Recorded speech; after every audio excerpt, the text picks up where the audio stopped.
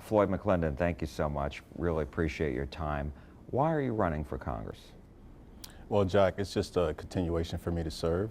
I did 25 years in the Navy. I'm a retired U.S. Navy SEAL. And when I worked on Capitol Hill in 2017 as a legislative fellow, I was disappointed in the lack of leadership that I saw in Congress. And then also, too, I was disappointed in the percentage of veterans that was on the Hill. It's up about 21%. If you look back in the 1970s, we had about 70% of military veterans in Congress. And what is it about your service in the Navy as a SEAL that you think would improve you as a candidate and as a member of Congress?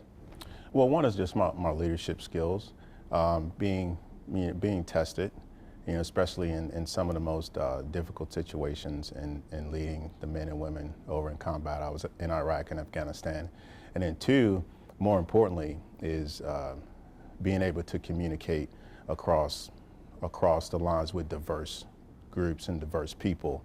Because right now, when I knock on doors and I talk to people in my district, the biggest thing that they are disappointed in is the divisive language that Congress is having back and forth. And I think it's we're falling short on effectively communicating with each other and focusing on the mission. And I think this is what I bring to the table more so than any of my other opponents. And I mean, that's the nature of the way Congress is now. It's very partisan. And so what would you do to try to bridge that gap? Well, one is just being a good example of what it means to effectively communicate and agree to disagree. And then also focusing on what's most important. And what's most important is the Constitution and my district, 32, and then also our country. So it's putting the mission first, and it's putting everything else to the side and coming together and figuring out how we can pass legislation to make America better, Texas better, and District 32 better. And what is the essence, what is the rationale of your campaign? My campaign is based off of security, opportunity, and personal responsibility. And so what does that mean exactly? Well, one, security is we have to make sure that America's safe. And right now, our borders, our southern borders are wide open. So we have to secure the borders. You're looking at human trafficking, drug trafficking, sex trafficking. You have the cartel coming and going as they please. And right now, our women and children are in harm's way. So we have to secure the border. It's our responsibility, Congress. It's not the president's. For opportunity, we have to create job opportunities, education opportunities, and opportunities for families. And right now, specifically in Dallas, what you have is the law enforcement underfunded, undermanned, under-resourced. And with that, you don't have businesses that want to come into our communities. And they're saying, like, look, I don't want to go to Dallas. I don't want to go to this particular area because it's unsafe. So from a federal perspective, it's figuring out how to help state and local and making sure that they have the law enforcement that they need in order to make our communities safe so that we can economically grow and there's great opportunities for our neighbors. Now, personal responsibility, it deals with what I think we've been falling short. Not only just the representative who's responsible, but so are you, and so is everyone else. And we have to work together and understand that we collectively fix our issues. And we're not just putting it on the representative or one person. It's taking personal responsibility and asking ourselves, what am I doing on a day-to-day basis to improve myself, my family, my community, my city, my country? I want to get back to specifics on some of the issues that you brought up, but as you know, you're in a primary before you get to the general election. And I'm wondering, why do you believe you are the most effective candidate in the Republican primary to go up against Congressman Colin Allred? In the SEAL teams, we like to use the term the whole man concept, right? Meaning the total package. And I believe that I'm the total package. I'm a Christian. I grew up in the church. I grew up as a Seventh-day Adventist. Faith is still strong in my life. I'm a conservative. I'm a family man. 62% of my district is family, I'm married to a wonderful Southern belle. We have 4 wonderful boys. Not only that, I've served my country. I have proven service for 25 years at a very high level. I'm a minority, but not only that, I've defied the odds my whole life. I shouldn't even be here, statistically speaking. I believe I resonate better with our district. Our district is very diverse. 50% white, 25% Hispanic. Asians and Black Americans make up the rest. 40% are below 40 years old and 40% are above 50. I am right there in the middle. 35% have earns $50,000 or less, and I've been there before. So I believe that I have experienced what my fellow neighbors in District 32 have experienced, and then also too, what I bring to the table is leadership, effective communication, being under a high level of stress, but yet maintaining my focus and getting the mission done. And, you know, a lot of people seem to think that the district has changed. I know it's a purple district, but they think the district has changed. Democrats like to think it's not going back to Republican control. So my question to you is, why do you believe a Republican can still win this district? Last I checked, it was still R+5, meaning if everybody vote, then it will be a red district. So I don't necessarily agree with it being purple or the Democrats believing that it can't be won. But at the end of the day, it's also about who's the best representative to represent District 32. And right now, the current congressman, he's not doing that. Why not? Well, he's not talking to the people. I know this because they're telling me I can't get a hold of my congressman. He won't return my calls. He's not talking to the industries. I've sat down with industries and talked to them in DC and here. And it's the same rhetoric. I can't get a hold of my congressman. And I think if you're going to hold that kind of seat, you need to make yourself available to your people. And right now, he doesn't have a record of doing that. And he votes more than 90% with the party. He ran on being the people's leader. He ran on being his own man and actually doing what he was supposed to do. And he's fallen way short of that. So he is not representing District 32 like they need to be represented. But not only that, if you look at it, how am I going to lead you if you're not having a conversation with me? If you're not willing to build a relationship? And this is the thing that I bring to the table. I'm already talking to the people. I've already met with the industries. I'm already talking to the leaders in the district. So I'm establishing myself as, one, I'm listening to you. Two, we're building a relationship. I'm building trust for you to believe in me to go up to Washington, D.C. and fight for what is best for District 32 under God's Constitution and our conservative principles. What's your level of support for President Trump? I think the president, when it comes to our country and how we've advanced since he's been in office, is absolutely astonishing. Our economy is booming. I think what he's doing with the military, because it's a personal, it actually hits to the heart as far as him really putting the well-being of our military veterans at the forefront and deciding whether or not we need to be in specific places at certain times and pulling us when we don't need to be in harm's way. I think it's absolutely wonderful. Unemployment is at its lowest. He's doing what Congress is supposed to be doing and taking initiative to secure our border. That's not his job. That's our job. The holding China to task, absolutely wonderful. We needed to do that years ago. So I support the president and his initiatives and the way that the country is going and thriving. As we talk today, the Senate impeachment trial of President Trump begins. Where are you on impeachment? I think it's a lot of noise. I don't think we should be focused on impeaching the president. I don't see anything there to constitute him being impeached.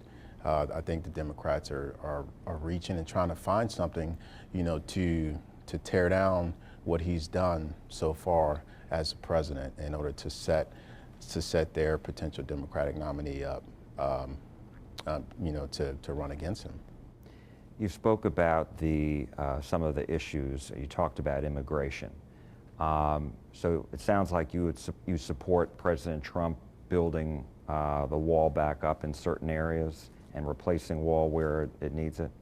Absolutely, and it's not just about building the wall. It's also about our Border Patrol agents, because right now they're undermanned, and they're undertrained, and they're under-resourced. So it's about also taking care of them and making sure they're able to do the job that they're there to do. But it's also understanding too the landscape. There are certain areas of the border that we can't close off because of you have wildlife that are going back and forth. So it's just being smart about the way that we are securing our border, and it's a comprehensive plan. And where are you as regard to the dreamers, those who were brought to the United States when they were young children by their parents when they crossed illegally? Should they be able to become citizens? I think it needs to be on a merit-based system. Meaning if you are hitting certain checks and balances once you get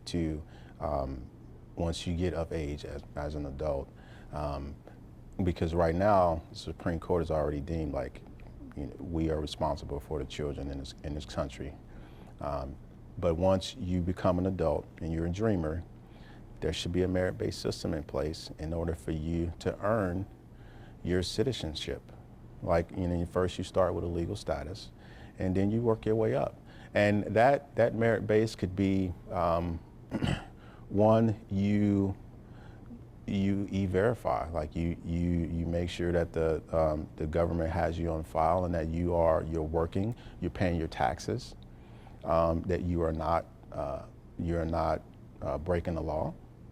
And what we want is we want immigrants here that are contributing to our country. That's all we want. And if you show that you are doing that, then why should you not work your way to citizenship?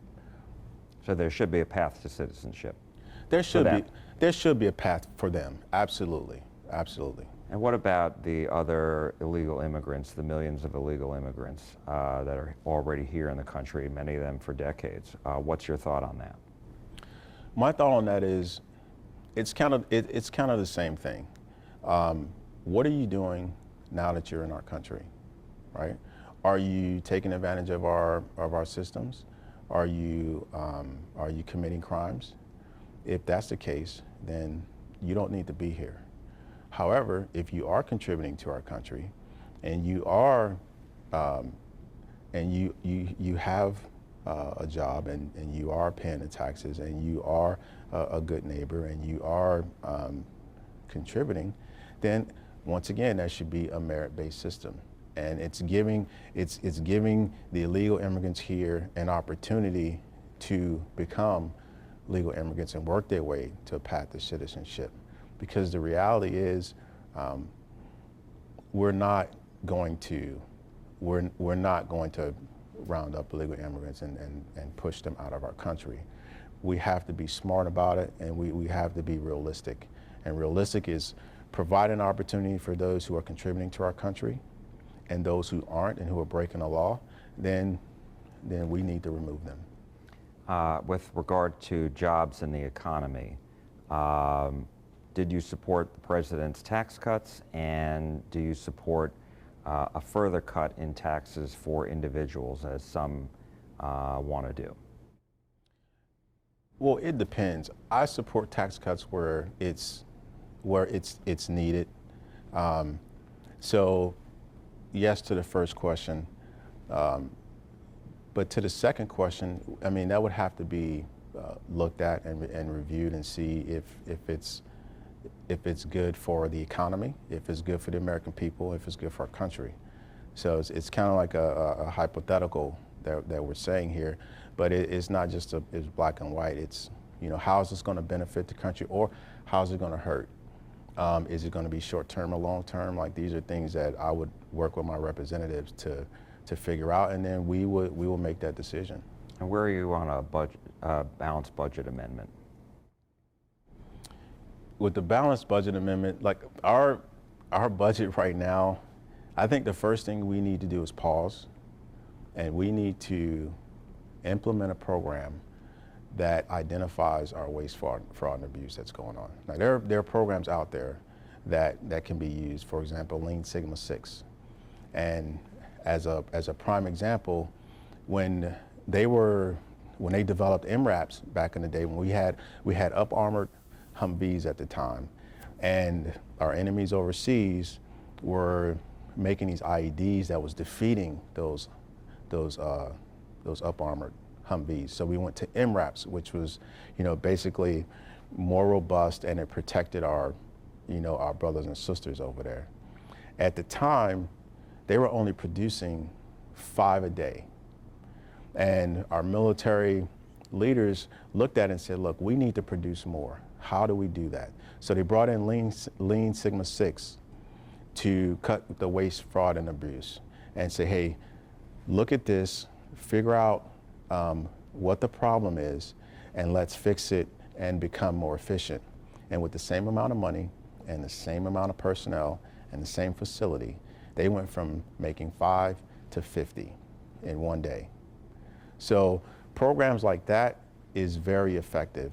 And I think we need to implement programs like that within our government so that we can eliminate waste, fraud, and abuse, and then this will decrease the budget significantly. Healthcare is a big issue, and there's, as you know, a continued fight over the state of Obamacare. Is it illegal? Should it be maintained? Should it be expanded, as some Democrats view? Some other Democrats want to have Medicare for all and eliminate all private health insurance. Others want to have a buy-in as an option into Medicare. So lots on the table. Do any of those appeal to you, or do you oppose Obamacare, and what would your prescription be?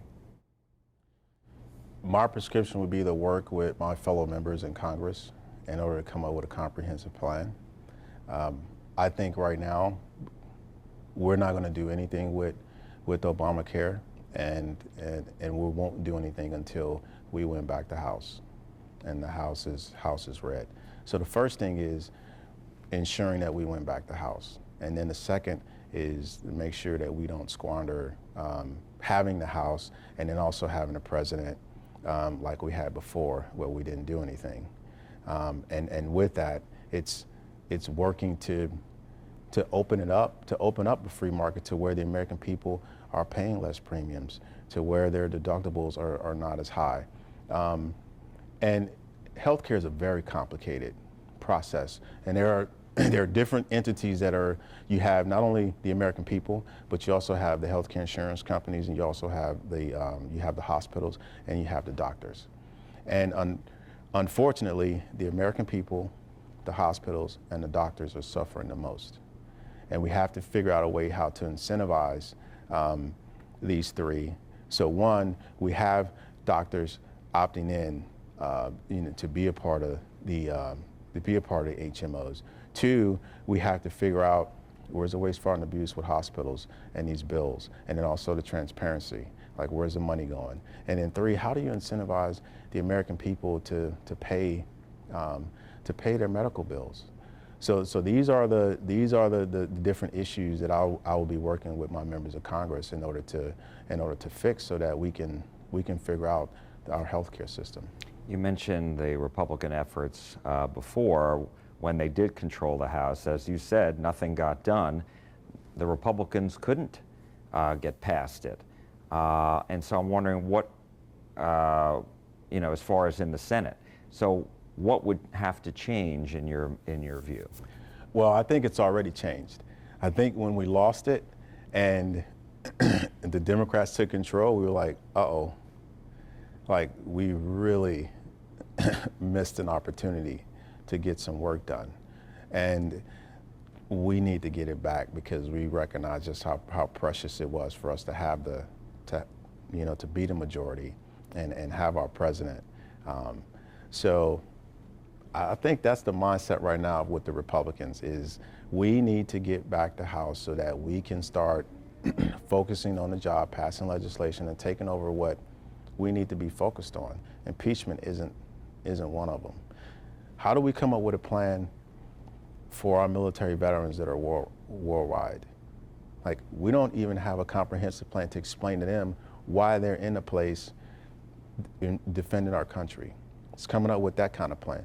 It's securing our border. It's making sure that we don't have drugs, and that we don't have the cartel, and that we don't have any other entity that is crossing our southern borders, setting up, to harm the American people. Congress is not focused on the job that they were elected to do right now. The majority is not focused on the job what they're elected to do, and we need to get it back. Floyd McLendon, thank you so much for your time. Absolutely. Really appreciate it. Thank you for having me.